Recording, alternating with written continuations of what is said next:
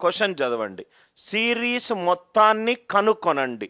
ఇక్కడ మీరు చూస్తే 1/log9 సార్, అది log9 base 3 plus 1/log9 base 9 plus 1/log9 base 27 and so on ఉంది. ఇక్కడ మీరు అబ్జర్వ్ చేస్తే నేను ఆల్జీబ్రాకి 4 బాక్సులు అని చెప్పాను. ఏంటా బాక్స్?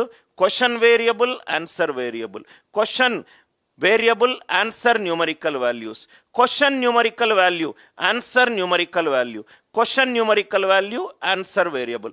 4 రకాలు అన్నాను. ఈ టైప్ క్వశ్చన్లోనేమో నాకు సంఖ్యలు ఉన్నాయి, క్వశ్చన్లో న్యూమరికల్ వాల్యూస్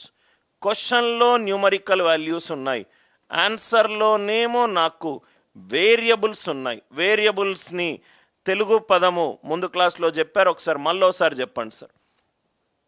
క్వశ్చన్లో నాకు సంఖ్యలు ఉన్నాయి, ఆన్సర్లో వేరియబుల్స్ ఉన్నాయి. క్వశ్చన్లో సంఖ్యలు ఉన్నాయి, ఆన్సర్లో వేరియబుల్స్ ఉన్నాయి. ఇది చూడండి సార్, ఏమీ చెయ్యొద్దు.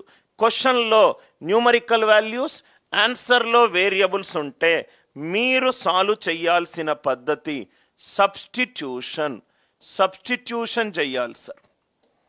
మీరు సాల్వ్ చేయాల్సిన పద్ధతి సబ్స్టిట్యూషన్ పద్ధతి. ఎన్ వాల్యూ 2 అనుకోండి. 2 అంటే ఫస్ట్ 2 టర్మ్స్ని యాడ్ చేయాలి. ఎన్ వాల్యూ 3 అంటే ఫస్ట్ 3 టర్మ్స్ని యాడ్ చేయాలి, రైట్. ఎన్ వాల్యూ 4 అంటే ఫస్ట్ 4 టర్మ్స్ని యాడ్ చేయాలి. ఎన్ వాల్యూ 2 అంటే 1/9 బేస్ 3 అంటే ఇది 2 ప్లస్ 1, 1/2 ప్లస్ 1 ఎంత? 3/2. సో ఎన్ వాల్యూ 2 పెట్టుకుంటే క్వశ్చన్ ఎంత వచ్చింది? 3/2 వచ్చింది. ఆన్సర్ కూడా నాకు 3/2 రావాలి. ఎన్ 2 పెట్టుకుంటే 2 × 2 + 1 3/2.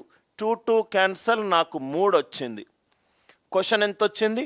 3 వచ్చింది. కానీ నాకు ఆన్సర్ ఎంత రావాలి? 3/2 రావాలి. ఎన్ 2 పెట్టుకుంటే 2 × n + 1 2 × 2 + 1 డివైడెడ్ బై 4 6/4 ఎంత? 3/2. నాకు ఇదే ఆన్సర్ వచ్చింది. క్వశ్చన్ చూడంగానే మనకు ఆన్సర్ వచ్చేస్తుంది సార్. క్వశ్చన్ చూడంగానే మనకు ఆన్సర్ వచ్చేస్తుంది. ఎలా వస్తుంది సార్ ఆన్సర్? రైట్. ఈ మళ్ళీ చెప్తున్నాను సార్, క్లాసులో ఉన్న ప్రతి ఒక్క మోడల్ని చాలా జాగ్రత్తగా అబ్జర్వ్ చేయండి. క్వశ్చన్లో న్యూమరికల్ వాల్యూ, క్వశ్చన్లో నాకు అంకెలు కనబడుతున్నాయి, ఆన్సర్లో నాకు చరరాశులు కనబడుతున్నాయి. క్వశ్చన్లో అంకెలు కనబడుతున్నాయి, ఆన్సర్లో నాకు చరరాశులు కనబడుతున్నాయి. అప్పుడు ఏ మెథడ్ యూజ్ చేయాలి? సబ్స్టిట్యూషన్ మెథడ్ యూజ్ చేయాలి. ఎన్ వాల్యూ 2 యూజ్ చేస్తే ఫస్ట్ 2 టర్మ్స్ని యాడ్ చేశాను అనుకోండి. ఇదేమో 1 అండ్ ఇదేమో 2. 1 + 1/2 ఎంత? 3/2. ఇక్కడ కూడా 2 పెడితే 3/2. రైట్. అర్థమైంది కదా సార్?